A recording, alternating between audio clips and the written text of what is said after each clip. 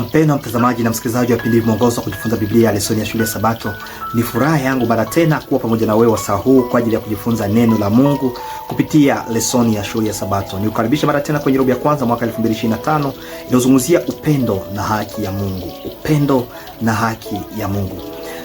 Juma hii ni ya 12 tunapokaribia kwenda kwenye mwisho wa robo, na kukumbusha tu kuandaa sadaka ya Sabato ya 13 inayosaidia kazi ya utume ama ya injili katika maeneo mapya. Sio tu kuandaa sadaka, pia andaa pesa kwa ajili ya brochure yako mpya, kwa sababu karibuni tunaanza robo mpya.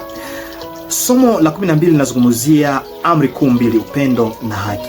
Leo Jumatatu nakujia na somo linalosema dhambi kuu mbili. Dhambi kuu mbili.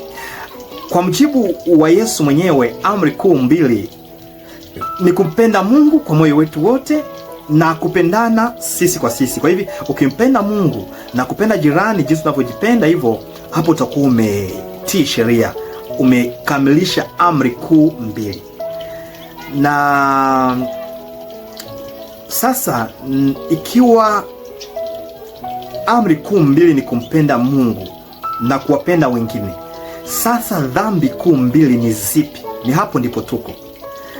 Nitakusihi kusoma kwenye Zaburi ya 135:13 hadi 19 na tuangalie hili linafunua nini kuhusu dhambi ya kawaida inayosisitizwa katika maandiko yote. Sio tu pale, lakini tutaruka pia kwenye Zekaria sura yake ya 7, 9, 12 na kuangalia kwa mujibu wa nabii Zekaria katika aya hili Mungu analaumu nini, na hicho na dhambi ya ibada ya sanamu vinahusianaje na amri kuu mbili. Karibuni, ukiongozwa na Roho Mtakatifu basi anakuja kutufunulia mambo mengi. Karibuni.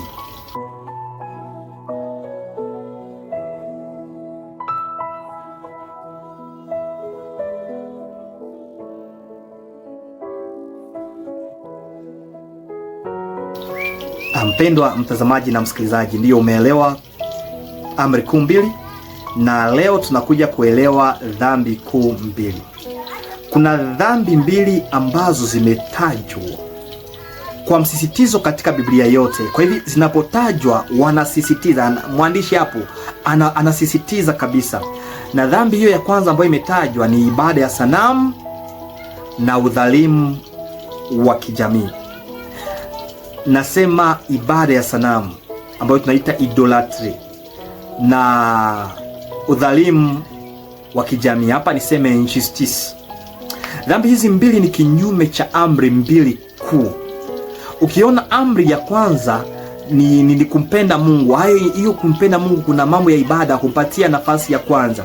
Kwa unapokataa kumpatia Mungu nafasi ya kwanza, unakuwa umepatia kitu kingine, na hicho kitu ambacho unakuwa umekipatia kinakuwa kama Mungu wako. Kwa hivyo inakuwa ni sanamu kwako. Dhambi ya kwanza ni ibada ya sanamu. Ni kupatia kitu kingine chochote nafasi ya kwanza ambayo Mungu ndiye angalistahili. Pengine unaweza kuipatia kazi nafasi ya kwanza kuliko Mungu, ama pesa, ama mtoto wako, ama sijui mume ama mke.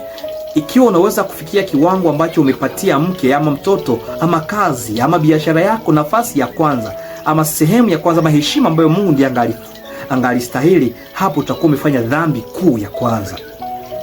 Dhambi ya pili nimesema hapo ni udhalimu.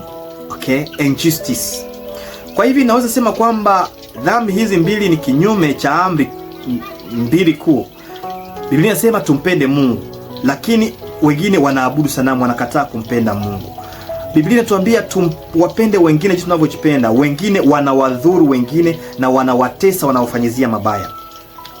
Mpendwa, je, unaonyesha upendo wako kwa mtu kwa kufanya kinyume cha kile anachokuomba kweli? Mtu anakuomba mkate, sasa wewe sijui unamletea sumu ama unaleta kinyume kile anachohitaji. Hivyo ndivyo mtu anayeinama chini ya sanamu anavyofanya. Hata akisema anampenda Mungu, anamkana kwa matendo yake, kwa sababu sio tu kwamba kuheshimu sheria yake, lakini anaonyesha upendo wake kwa kitu kisicho hai badala ya kuonyesha kwa Muumba. Mtu akisema nampenda ndugu yangu, lakini unamwona mjane anakosa chakula na haufanyi lolote. Unamwona jirani hana mavazi na haufanyi lolote. Unaona nchi fulani inateseka na inakuwa furaha kwako. hapo utakuwa umevunja amri ya kusema umpende jirani yako jinsi unavyojipenda. Kwa hivyo wapendwa, ikiwa tunapenda Mungu, tumpatie nafasi ya kwanza na tuache ibada ya sanamu ama tuache kupatia vitu vingine awaye vyovyote sehemu ya kwanza. Na ikiwa hakika nampenda jirani yangu, nisikubali ama nisifarijike, nisiridhike napoona anapoteseka, nisiruhusu ama nisiridhike watu wanapotendewa udhalimu. Nifanye kile ambacho naweza kufanya, at least kwa sehemu yangu, kwa ngazi yangu. Mungu akubariki. Asante Yesu Kristo kwa kuwa umetuonyesha leo dhambi kuu mbili, ambayo ni ibada ya sanamu na udhalimu. Tupilia hizo mbali nasi sisi, ambacho tunataka kukupenda na kupenda jirani vionekane katika matendo yetu, katika jina la Yesu Kristo, amina. Ndugu, usikose kusubscribe, kulike na kushare kwa watu wengine. Karibuni.